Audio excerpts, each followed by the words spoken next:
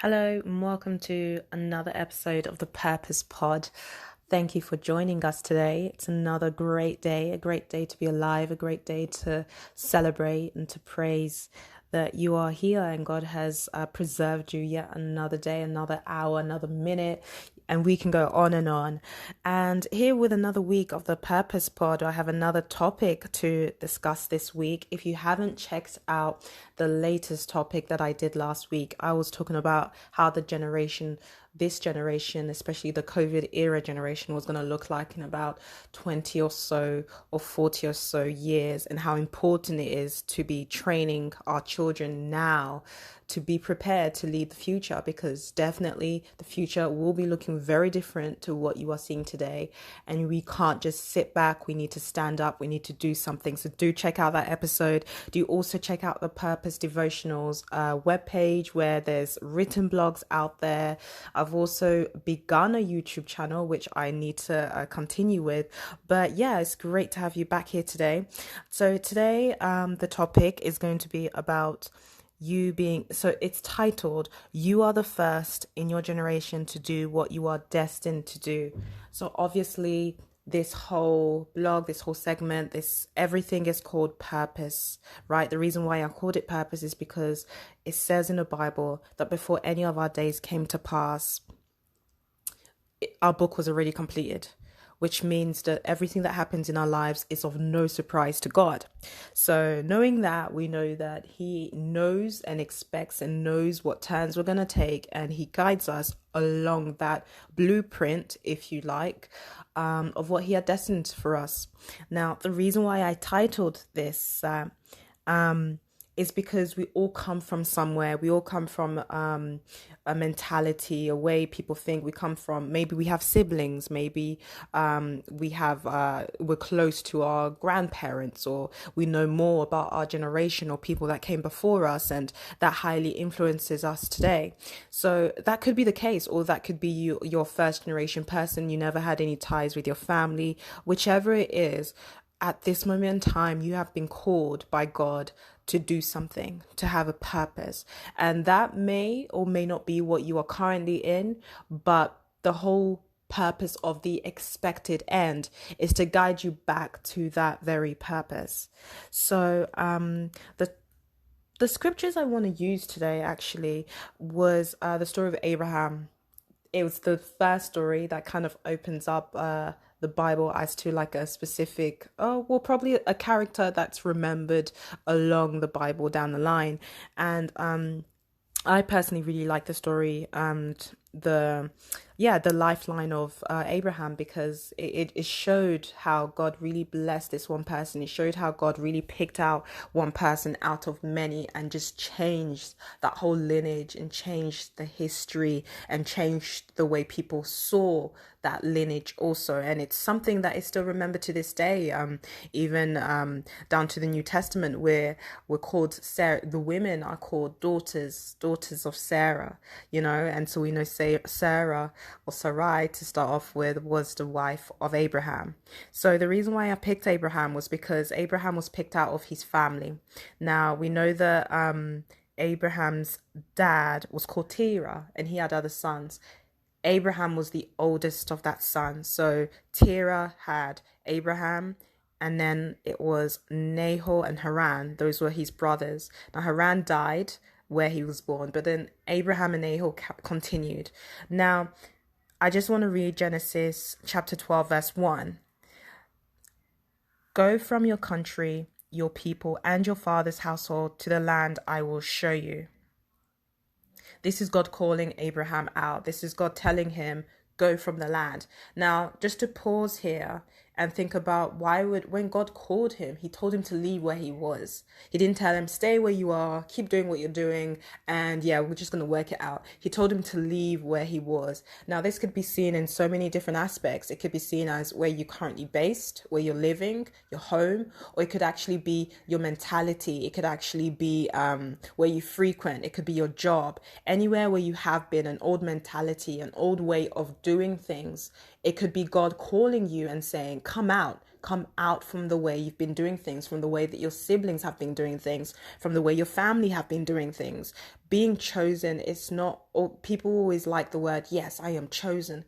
But sometimes that could be a journey that's walked alone. Sometimes that could be a journey where it seems like you are the only person that's been called out and everyone else gets to stay in their comfort zone, whereas you get taken out and just worked on and purged. But obviously it works out better because now God gets to just show himself in you and through you, you know? So, yeah, and then verse 2, it says, I will make you into a great nation and I will bless you. I will make your name great and you will be a blessing.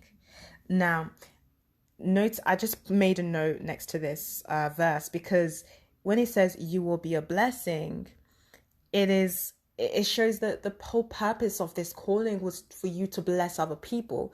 Most people, sometimes when we pray, we're like, Lord, give me this, Lord, give me that, Lord, I want a car, Lord, I want a new job, Lord, I want to move, I want a better life, I want to get married. But sometimes it's about how we affect other people, then the blessing will come onto us. And I will try and make a note of this. It says in Isaiah actually on how the Lord actually blesses when you bless other people. When you're fasting, when you're fasting and you're praying, when you pray for other people, when you take other people from darkness, you know, and when you help people get delivered, that's when God turns around and he says, that's when your healing comes. So sometimes it's not about what comes to us, it's about what comes to other people, because he says to Abraham, the Lord says to Abraham, I will make you into a great nation. So when we hear something like that, we're like, great, that sounds great, I'm excited, I want to be a great nation. Yes, you know, no one will pass at that. And then he says, I will bless you. Yes, we want the blessings. Come on, who does not want a blessing? And he says, I will make your name great and you will be a blessing. So it shows the whole purpose of you being blessed, being a great nation, is for you to be a blessing unto others. And that is exactly how we impact other people. We are not here for ourselves. So notice that when Abraham was called and Abraham was chosen, it wasn't something that was just God sitting there and saying, you know what, let me see, I've got 3 boys to choose from. Okay, Abraham's, oh yeah, let me take Abraham. It's something to bless others. It's a lineage that will bless others. It's a lineage that others will look back on and remember and respect and revere and be like, wow, if God could do it for someone that was so unexpectant of his goodness, he could do it for anyone. And notice also, I made a note of this where I said, don't be stuck in traditions. Now, just as part of like a history lesson, Abraham's father, Terah, he was actually into idols. So it says in Joshua, chapter 24, verse 2, Joshua said to all the people, this is what the Lord, the God of Israel, says. Long ago, your ancestors, including Terah, the father of Abraham, and Nahor, lived beyond the Euphrates River and worshipped other gods. Now, at the beginning, we didn't know that, but look at how the Lord revealed it to Joshua and said that they worshipped other gods. Terah worshipped other gods.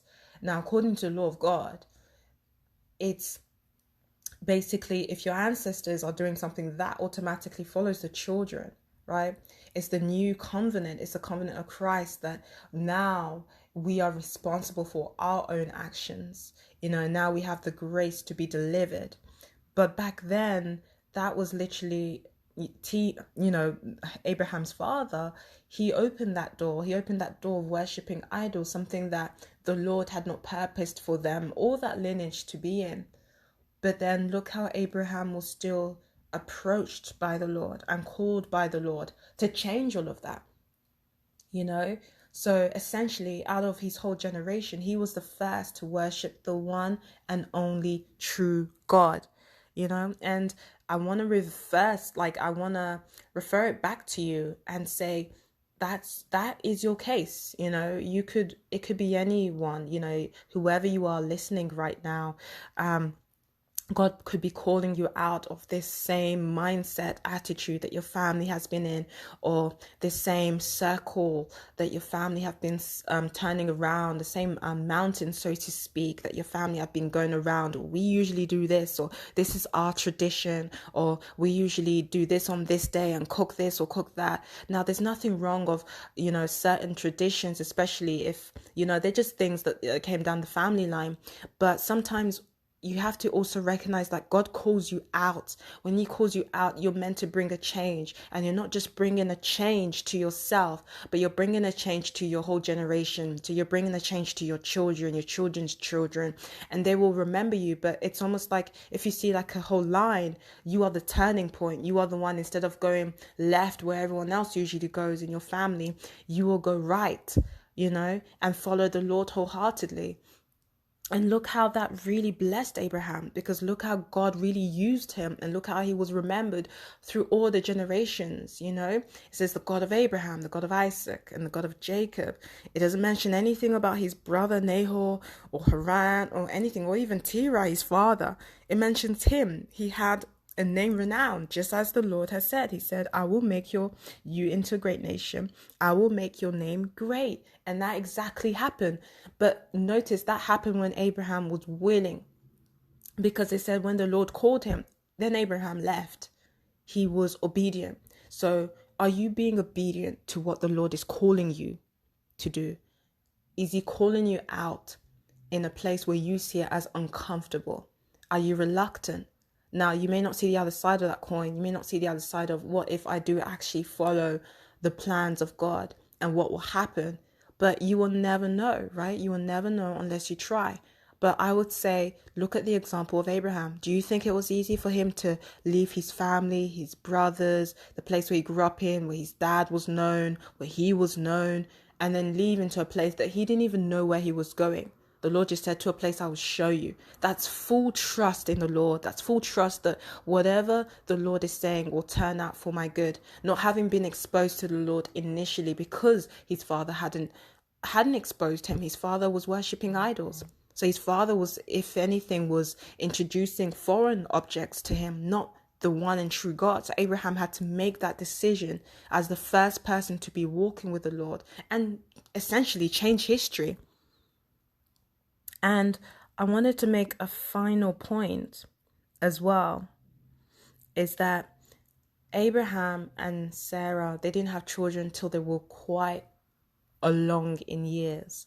Now, it's possible that his younger brother, had children before him. We know that his other younger brother did, because Haran, he died, but he was the father of Lot.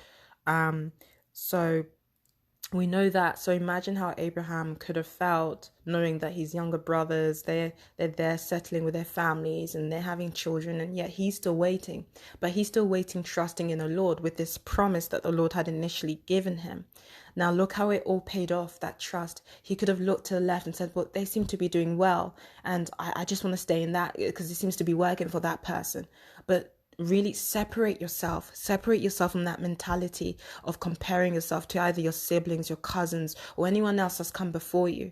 When God chooses you, he's setting out a path that maybe other people in your family mostly has not walked.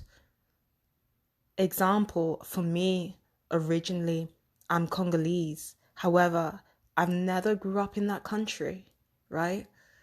But my ancestors and my grandparents and even my parents, they all lived in that country. They grew up there. So I know that I'm a first generation person that will change that and will ultimately change how my children are raised and what they go on to do. So you have to see it as that. Take responsibility that you play a part in your generation. It's not a thing that you're just taking from others. You are now setting the tone to your generation. What you want to see changed. What difference? Are you going to go full throttle with the Lord, or are you going to be partial, 1 foot in, 1 foot out? Make the decision, and sometimes those decisions are not the easiest. Sometimes they're the most emotional, but at the end of the day, like it did for Abraham, it paid off because everything the Lord had spoken over his life actually happened. So that was all I wanted to share actually today, just to really call out all of you that have been chosen to really step out, to really walk in faith, and to not compare yourself to others. Don't look to the left, don't look to the right. What has God called you to do, and are you doing it?